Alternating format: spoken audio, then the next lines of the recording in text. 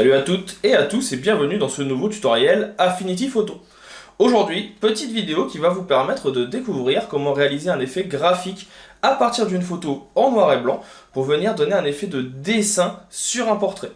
C'est une vidéo qu'on avait déjà réalisée sur Photoshop pour un partenariat pour une tablette graphique. Vous pouvez retrouver le lien en haut, je ne sais jamais si c'est à gauche ou à droite, ou dans la description.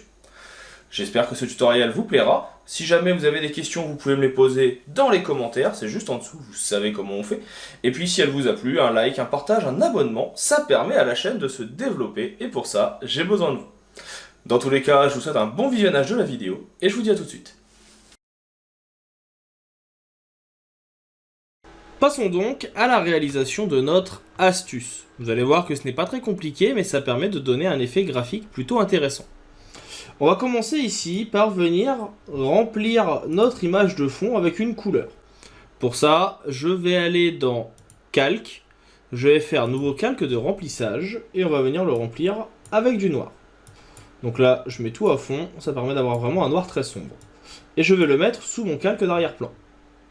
Ça, c'est la première étape, ça va permettre de pouvoir venir définir exactement le rendu du fond. On va venir également ici cliquez sur le petit cercle bicolore qui vous avez à cet endroit et venir rajouter un niveau. Le niveau, il va nous permettre de venir assombrir le fond et de faire ressortir un petit peu de détails dans les blancs pour les rendre beaucoup plus visibles. Donc là, vous voyez que très rapidement, je vais récupérer un peu d'infos et cacher un petit peu ce qu'il y a là qui ne m'intéresse pas. Ce calque de niveau, je vais le faire glisser ici sur ou plutôt entre la photo et l'arrière-plan, de façon à pouvoir ne faire qu'il soit que dans mon calque arrière-plan, justement. Une fois que cela est fait, on va venir mettre un petit masque de fusion. Le masque de fusion, pour les personnes qui ne connaissent pas, c'est le petit cercle bicolore qui est ici. Le principe du masque est assez simple, vous allez pouvoir prendre votre pinceau, je vais faire ici un CTRL, ALT, clic droit et venir réduire la taille, et je vais venir sur le bas également augmenter la dureté, pour vous montrer. Le principe, c'est que vous allez pouvoir venir peindre avec du noir et ça va venir effacer sur votre composition. A l'inverse, si vous venez peindre avec du blanc, ça va rendre de nouveau visible pour pouvoir avoir des effets de cette façon graphique assez facilement. Nous, on va vouloir ici avoir un pinceau qui soit plutôt fin. Donc on va avoir quelque chose ici plutôt tout petit, aux alentours de 10 pixels. Vous pouvez utiliser la touche X pour venir dans couleur, passer d'une couleur à l'autre justement, du blanc au noir. On va venir sur notre masque, qui est ici, et je vais faire un CTRL-I. Pourquoi? Tout simplement parce que le CTRL-I, vous voyez, me permet de passer l'intégralité du masque en noir, et donc de rendre tout invisible. Et si maintenant, je prends mon pinceau, toujours en largeur 10, avec, ici, du blanc, je vais pouvoir maintenant venir peindre tout simplement sur le portrait que j'ai de ma jeune femme ici.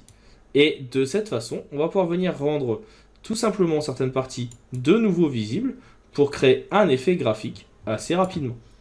Si vous avez une tablette graphique, ce qui peut être une bonne chose dans ce type d'exercice, vous pourrez en plus utiliser ce qu'on appelle la pression pour venir rajouter des effets beaucoup plus rapidement et beaucoup plus facilement et venir accentuer le rendu de votre personnage. Là, ici, vous voyez que moi, pour ma part, je le fais avec des grands traits, des petits traits. Je viens utiliser ici les options de paramétrage en haut. Et de cette façon, on peut rendre visible certaines parties, on peut en cacher d'autres, et ainsi on va avoir notre portrait qui va commencer à se mettre en place très rapidement.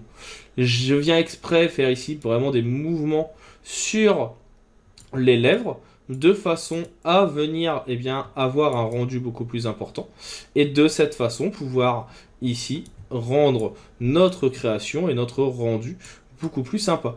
Je vais même venir un petit peu sur le bas, tout simplement juste récupérer un petit peu de texture ici pour venir donner un effet graphique encore plus intéressant, comme si on avait un effet de signature. Et vous voyez que très rapidement, donc on a notre effet graphique qui est mis en place, on a notre rendu qui est plutôt qualitatif et qui va nous permettre de venir faire cet effet. Alors bien sûr, ça ne fonctionne que si vous êtes sur un fond noir, parce que sinon vous voyez ici que l'effet n'est pas forcément optimal, et surtout, si je viens le remplir d'une autre couleur, bon, on va pas forcément avoir quelque chose qui va être optimal. Là, par exemple, si je le mets avec du bleu, voilà, vous voyez que le rendu n'est pas forcément fou. Ça marche vraiment si on est sur du fond noir.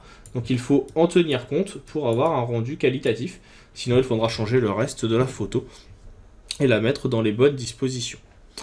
Voilà pour cette petite astuce, j'espère que ça vous aura plu et ça vous aura permis de bien comprendre déjà les pinceaux et les masques de fusion. Si jamais vous avez des questions, n'hésitez pas à les poster en commentaire.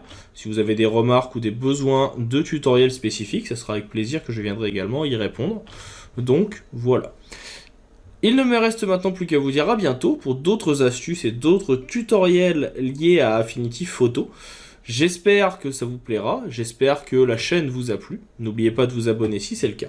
Et pour ma part, je vous dis maintenant à bientôt pour d'autres vidéos.